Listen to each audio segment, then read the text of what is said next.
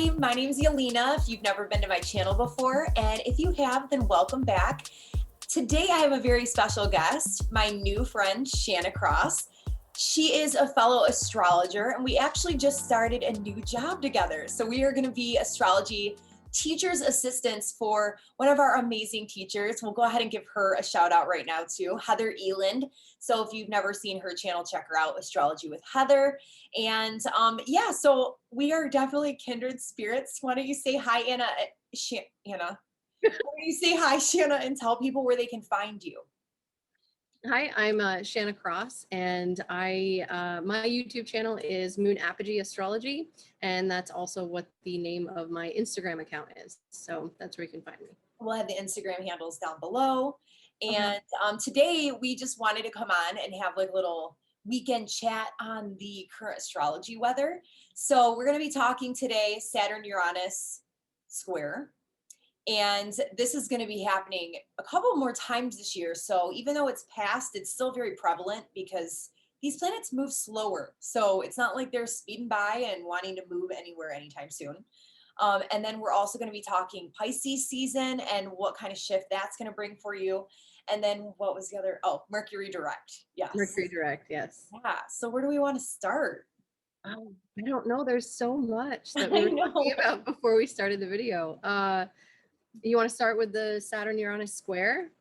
Yep, let's start with that. So we have some great examples too. Shanna has a really good one. So let's just kind of break it down to help anybody who is not super familiar with what a square means or whatever, so that we can give them a good understanding, and then we'll give some practical examples, and then we can talk about how to handle this energy. Like we'll give some practical suggestions. Okay.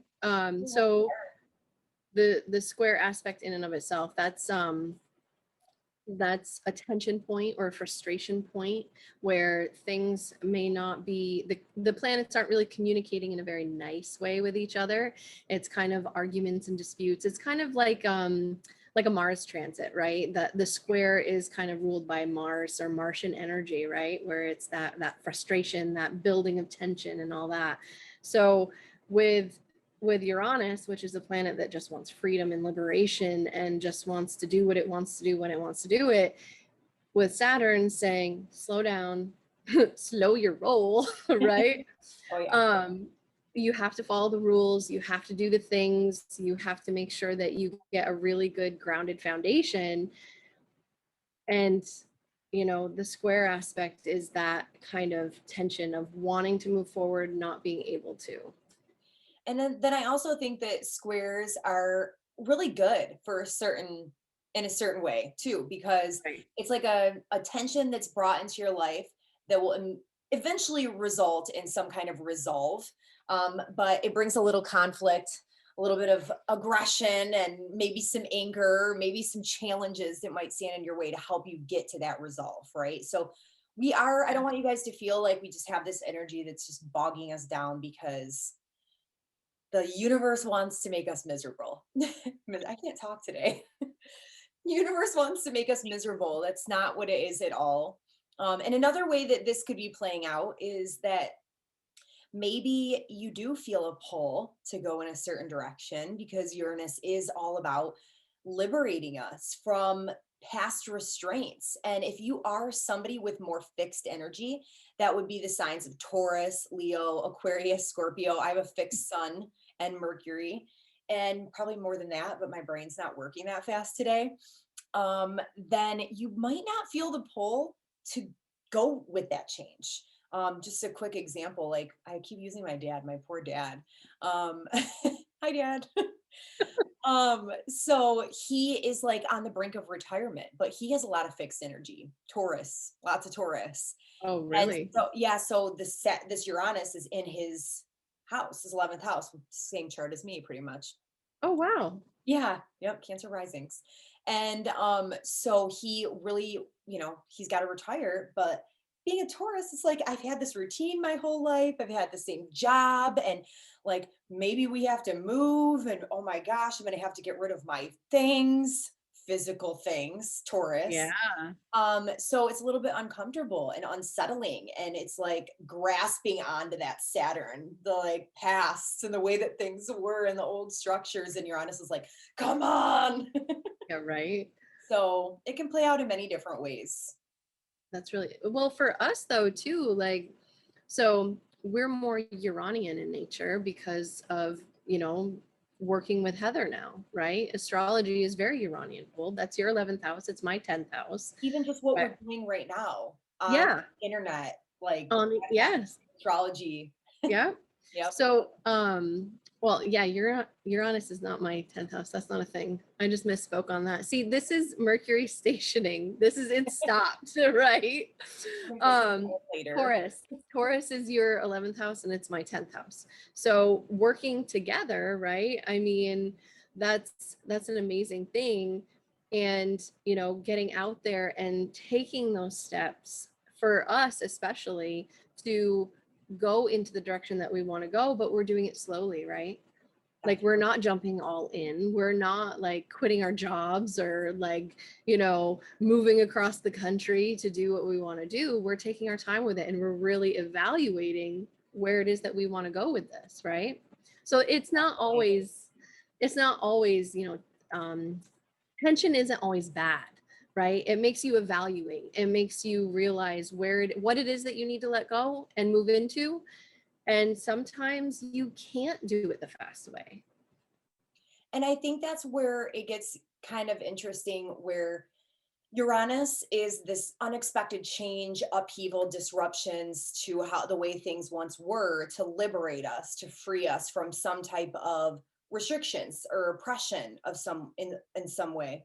But Yep. Uranus is in the sign of Taurus, which doesn't like to change. So it's almost like, instead of just these giant upheavals that all happen at once, like the strike of lightning, how Uranus likes to operate, it's Yep. happening in a more structured way. So this is going to be hitting 2 more times this year. So once in June, once Yep. in December, Christmas Eve, I want to say it Oh, is. it's Christmas Eve. I haven't looked that far So, ahead. yeah, so we're gonna have an interesting holiday season closing out this transit. Oh, Um, and I don't think it's bad. I think it's a good thing. I've been saying, yeah. but it's like it'll be like the finalization of something. But so I think what's happening is we might see throughout the course of this year, because we're also in a numerology 5 year collectively. And the Oh. 5 year is all about change and freedom. So it's the exact same type of energy, but instead of just having some big event come into your life and like have all this upheaval immediately, I think it's Yeah. going to happen in like little bits, slowly. Yeah. Maybe that's kind of how I was thinking about it. But That makes sense. Actually, yes. I see. I don't know much about numerology. I follow people that talk about numerology, you know what I mean? But yeah, I don't understand it as well as I understand astrology. Because it's a great, there's it mixes well with the birth chart and everything too. Oh, does it? Yeah. Yeah. Okay. Why don't you give some examples, like we were talking about earlier, Okay. relating what's going on in Texas to this transit right now? Just giving people Gosh. any examples will help them to maybe try to piece how this could be affecting them in their individual lives will help. Okay. So, yeah, obviously Texas, I mean, this is very much that Uranian, Uranus and Taurus energy. I mean, even Athens got snow, and Athens doesn't get snow. It's like out of the blue, crazy weather, snowstorm. And Texas, I mean, my sister lives in Texas, right? So she lives up in the northern part, just below Kansas, and she has a whole foot of snow that she has to contend with. Easy. And they don't usually get snow. Like, sometimes they'll get like a flurry, but it's gone usually in like a day. But Disruption, luckily, and they don't even have the gear to try to clear that snow. no, and that's the thing. They don't have the same infrastructure as we do here in the north. They don't have the snow plows. They don't have the salt trucks or the sand trucks. They don't have, the insulated power grid that we have up here to be able to withstand, 20, 30, 40 below degree wind blowing weather, right? So It's very out of the blue. It's very much that shock and awe kind of moment with them having to deal with this and having to disrupt. And my sister, actually, she is a Sagittarius rising. So she's ruled by Jupiter, and that makes Aquarius her third house, right? But that also makes Taurus, this disruption that's going on, her sixth house of her daily routines and what she needs to live, right? Yeah. So she ended up, I contacted her because I didn't know what was going on down there, right? And I have a friend that I communicate with on a daily basis, that also lives in Texas, but I don't get to talk to my sister very much. She's kind of, we're on again, off again. We Okay. have a little bit of a disruptive relationship, just how our charts are. Her Saturn is conjunct my ascendant, so there's that distance and coldness there, right? I have the Um, same with mine. So yeah, well, she's also 8 years older, so she's much older than I same, am. same, Yeah. seven, Um, I mean, yeah, that's interesting. same relationship. Yeah. Wow. Isn't that weird? We'll have to talk about I that. haven't checked the chart though, but to see if there's Oh, a, okay. yeah. She so she recently just lost her job, so she has to rely on unemployment coming in. Mhm. So that's been disrupted for her. Her service, what she does on a daily basis, has been disrupted, and that's that Uranus influence. Well, the mail system, which would technically be that third house influence, right? Because that's like local travel within the community. Yeah. She called the post office, and the post office said, "We're not driving in this." Right? Like, and I'm like, "What do you mean?" And she goes, "I know, because it's rain, sleet, snow, no matter what, we'll deliver your mail." And apparently Texas didn't get that memo, right? Yeah. And so she was relying on that check coming in to be able to buy groceries because she was running out of food. And so I ended up having to send her some money, because I'm like, my nephew and my niece live with her, and my niece has a couple of kids. I'm like, no, this needs to, like, you need food. So I send her some money, luckily, Wild. and she was able to go buy groceries. So And did you say that she had the Taurus in her, the Taurus? You like how I the said Taurus. the Taurus in her third house? No, that is Taurus is her sixth house. And she has so it's Aquarius third house. Yes. Interesting, because that's the third house represents it would be sending things, mailing things through different mediums, whether it be online or Yeah. in the mail, disruptions with the mail, Yep. old structures, Saturn. ways of sending and communicating. Yep. Basically, so that we can start to wrap up the Saturn square Uranus. Um, Yep. if you do have familiarity with reading a chart, like if you can at least identify where you have certain signs on which house cusp, right? You can start to see, like, oh, I have Uranus in my 11th house, or I have it in my 7th house. And then look to see also where you currently have Saturn in the Aquarius realm of your chart. And then you can do a little Google search to see what topics the third house, fourth house, whatever house they are represents, and maybe start to piece together from what some of these things that we've been saying. If I will start with some practical advice, if you have any, you can give it.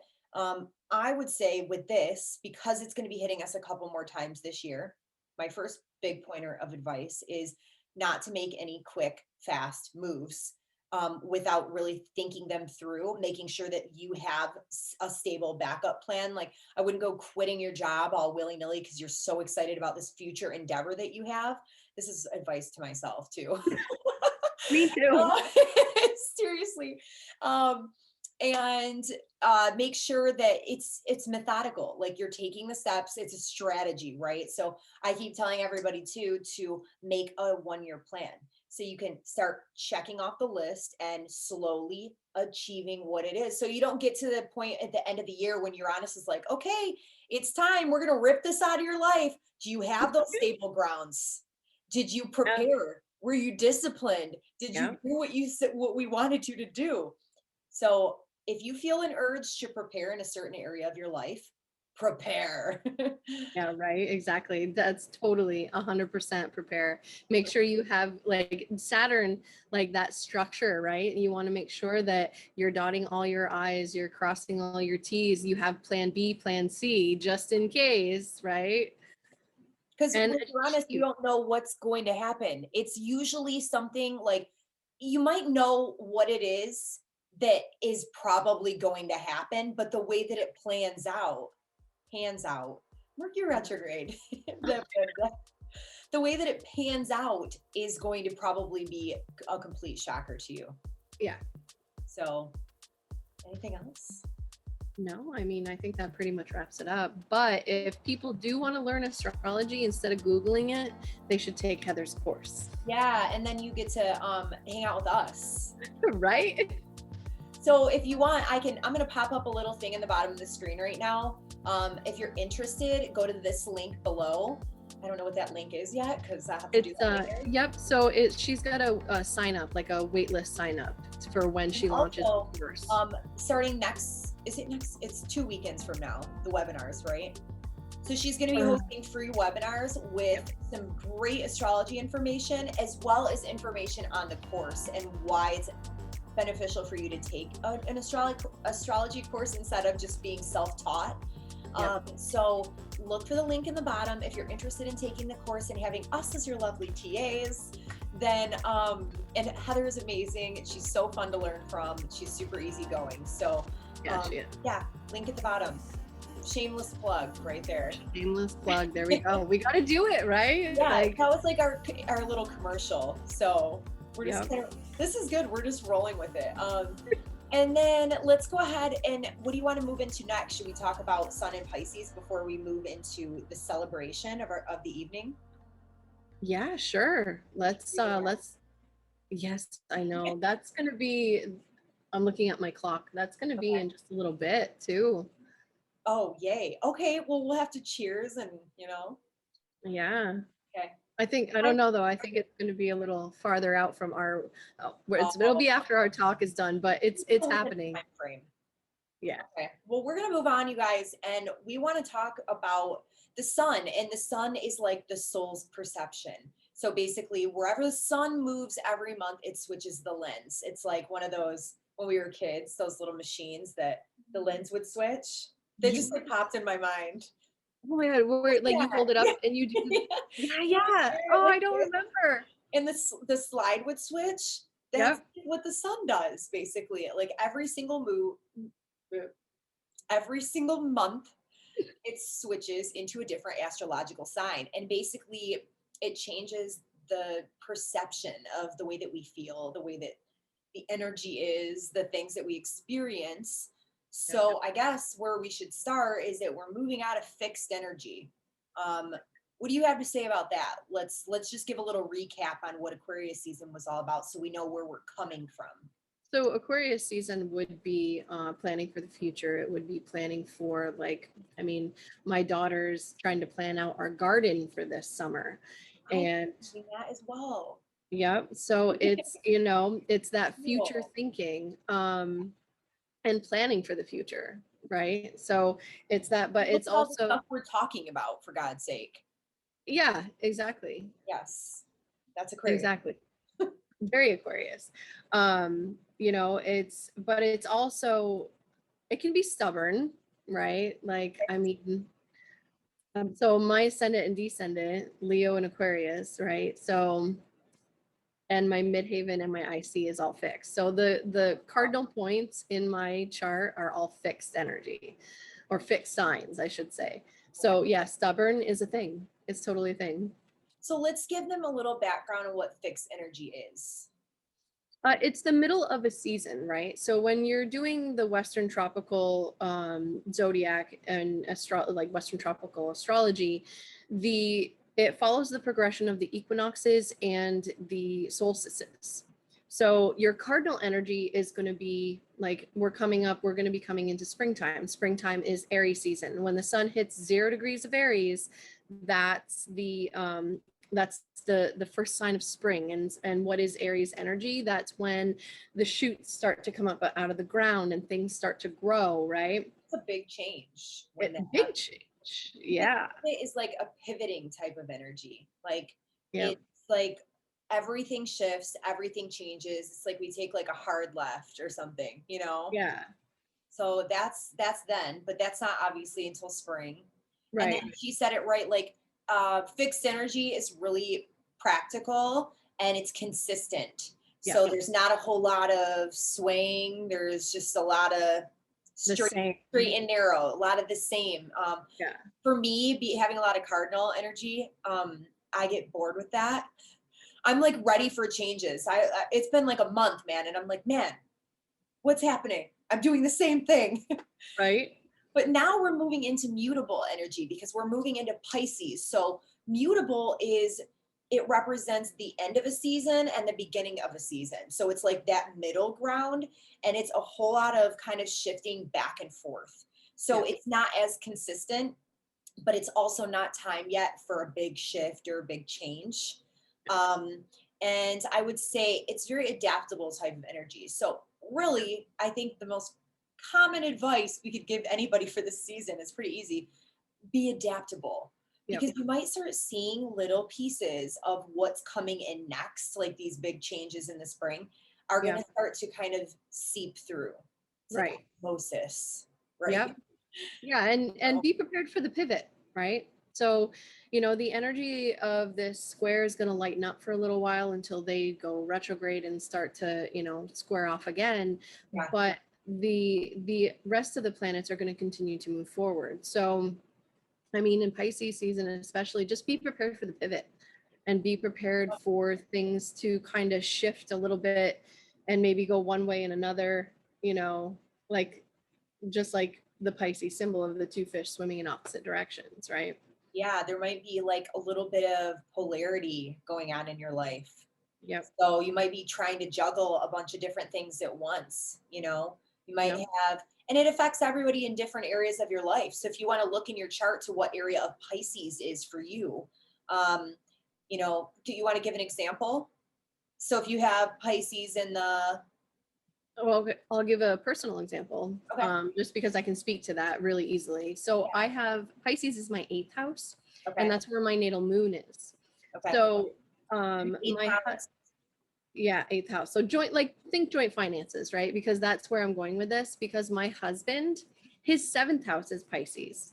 Okay. So what he does, like his contractual obligations, not just me, but he does maple syrup. So he boils the sap from the trees. And Pisces season, not Aries season, Pisces season is when the sap starts to run. Okay. So he's very much dedicated to the woods and that contractual relationship that he has with the woods and with the sap and syrup. Uh, I said he's a good old woodsman.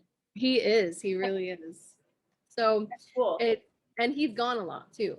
But it's spotty because sometimes the woods run really well in the springtime and sometimes they don't. Like it's variable depending on the weather.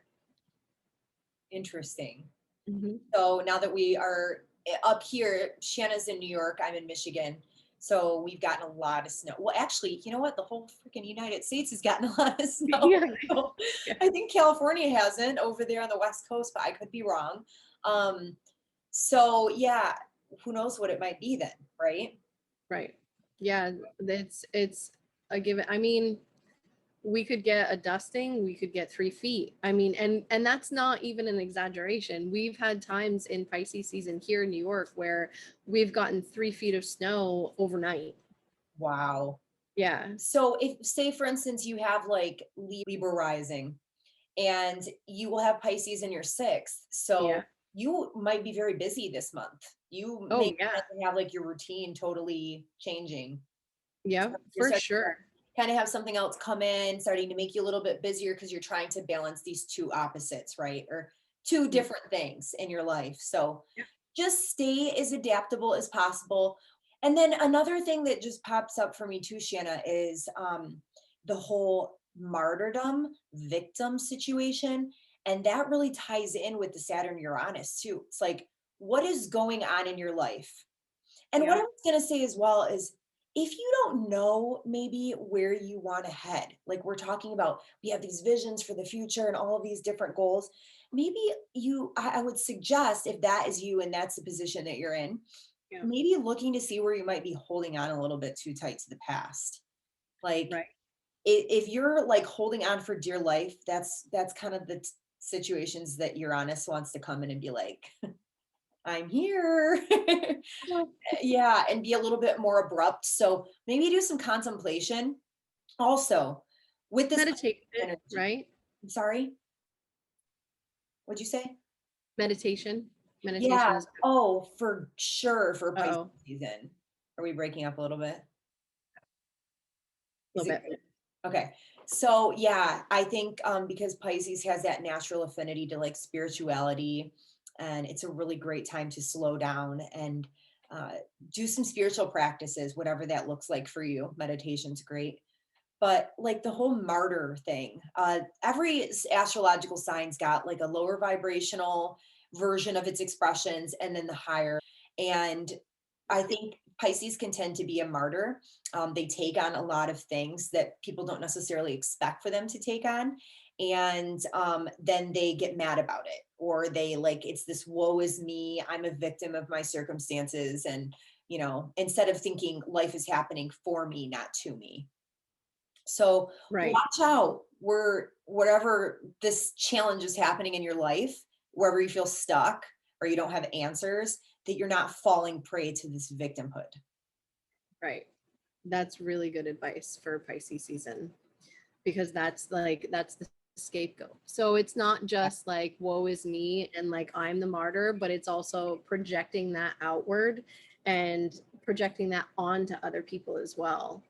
Def- So I mean that's if like so if Venus in Pisces under normal circumstances is actually really good, the fact that we do have the it will be in sextile with Uranus as it comes through here is great. When Venus is in hard aspect to, different planets in Pisces itself, I've noticed that that tends to make the people that have that placement project onto other people and project their under, like, in the back of your mind, the undercurrents of what it is that they don't necessarily like about themselves, and they'll project that onto other people. So watch out for the projection, people. Yeah. It's Yep. really time for rest and retreat, to slow down, not get ahead of yourself, because we're not out of the clear yet. I mean, a lot of people are really hoping for clarity and they feel a lot of confusion, not sure where to go. I'm with you. So we're not quite out of the woods yet, but Yeah. we'll get there this spring. It'll be a lot better. Yeah, we'll have a lot nicer energy. There's a lot of trines and a lot of sextiles going on this spring. So, And woo-hoo. Uncle Jupe is moving into into Pisces, Pisces. yes. So let's go ahead and chat just a little bit here on our final transit of the day. And this is what everybody's been waiting for Mercury to finally move direct again. So Yeah. we've been in retrograde since January 30th. Mhm. And I mean, I always feel all the retrogrades, but this one was just more an annoyance than anything. You know what I And mean? it seems like it took longer. I swear. Seemed like forever. Well, first of all, Yeah. we're in a fixed season, Yeah. and the Mercury retrograde's happening in Aquarius, which is a fixed sign. Yeah. So it's like, it can even really fix your mindset, which can be very confusing. Because what Mercury retrograde does, if you're not familiar with it, is it slows everything down. And Mercury rules the mind, our thought processes, our communication, short distance travel. It can even rule over things like mail. It's like quick exchanges of things like money, or like commerce, business. Am I missing anything? Transportation. Yeah, no, I mean, emails, phone calls, text messages, contracts, um, like signing on the dotted line, like business, that kind of thing. Merchants, right? Like the merchantiles. And pretty much every Zoom call I've been on has been messed up in some way. Yeah. So, but we're doing good with this today. So No, we today are. today is the station day. And what that means is the planet has been moving backwards, apparently, apparent movement backwards. It's an optical illusion. And now it is standing still again, and it'll be moving forward once again. So it's really been making things more internalized. And it literally, if everything in astrology is very symbolic. So when Mercury moves backwards, over the parts that it has already traveled, it's going back into what's called its shadow period. And it literally brings us into our shadow selves. Have you So, noticed shadow work has been a thing? Like, have you noticed yes, that term? yes, my clients, Yeah. and I've had a lot of stuff come up too for myself Yeah. personally. But yes, like it was weird because we weren't even intentionally, one of my clients, we were not intentionally doing shadow work. It just happened. Yeah. And she was like the one telling me that she was doing shadow work. So I'm like, good, it's great to see them recognize that. And I was like, I just want to validate what you're going through because it's Mercury retrograde. And I want to explain to you what that does. Like it legitimately can take you into your shadow, which means people that might not know what that means either. Like it can bring a lot of things that we are not consciously aware of that maybe we repress, we turn a cheek to, we tend to maybe not look at. We have rose-colored glasses kind of thing on. It's our more ignorant state, for lack of better words, is brought up to the surface for us to kind of take a peek at and say, hey, you can't move forward with all these goals and things that you want to achieve in the future without first doing this. Yeah. So, what else do you have to say about That that? is a that is a really good analogy. I really like that. Thanks. And I don't really have much else to add to that. I mean, Mercury retrograde, you can't fear it though, right? Like there's a lot of hype around, like some astrologers are like, oh my God, it's Mercury retrograde, right? Like run for the hills. It's But definitely got a bad stigma. it really does. But like I love all the memes. Mercury's in Gatorade or Mercury's like in the microwave. Like Mercury retrograde though, like really it's just gonna be disruptive, right? Like you can be in negotiation with someone, you can still go forward with things, but life happens. Sometimes you have to sign on the dotted line when Mercury is retrograde. You can't stop your life just because a planet is going retrograde and making you reevaluate something in your life, right? Exactly. But take your time with it. Double, triple check. We're out of Mercury retrograde and Oh, moving where's it? forward. Here we go. Cheers. And oh, I forgot to drink. So That's funny. cheers without the drink. And so that way we can get this wrapped up because I know we've just been talking on here forever. But We have. so Mercury is moving forward. We might start to see the consequences of our actions, whether they be for good or for bad, of the things that happened. So you may have thought some things through the Mercury retrograde. It may have made you very introspective and brought things to your attention that you weren't thinking about before. For me, this is like old people coming back from the past and me really viewing over the situation to see if it's really in alignment with my life anymore moving forward, kind of thing. Okay. And then once it moves forward, it's like a reversal. So things could change. If you got in a fight with somebody during this time, it could switch. Right. So who knows? It's considered a reversal. The planet changes directions. And that's not to say that anything that you're working on is going to go down the poo-poo chute, right? Like Yeah, no. it's if you've been working on something longer than Mercury has been in Aquarius, longer than anything like that, like it's not really going to affect it. It might affect some of the like minute things that are going on, but it's not going to affect like the whole thing. Like if you've been No. working on a project, it's not going to, you know what I mean? So Like that's I what. knew somebody that got engaged during Oh, the really? retrograde. I'm like, I don't think it's a bad thing to get engaged during the Mercury retrograde, but I will say one thing. You may have a more challenging time with making the plans for the wedding or something like that. Yeah. Or something maybe might happen in that sense, or maybe not. But Maybe. Well, maybe not. Are they Mercury retrograde people? I don't know. I don't think so. Oh, okay. Well, It could change. There's a possibility for anything, really. I mean, they do say if you start relationships during a Mercury retrograde, and I've known many examples, usually they won't work out if it started within the retrograde period. It's like once there's the reversal, maybe you find something out about the person that's just not what you thought, or your life circumstances change in a certain way and it makes it so that you don't even want a relationship or you can't have one, or I'm just throwing examples out there, but yeah, no, those are great examples. you never know. Exactly. Any other things you want to touch on Mercury retrograde wise or direct? Mercury direct. Well, now that it's direct, like you can make those solid plans going forward until like what, May? Yeah, May we've got 15th? another one.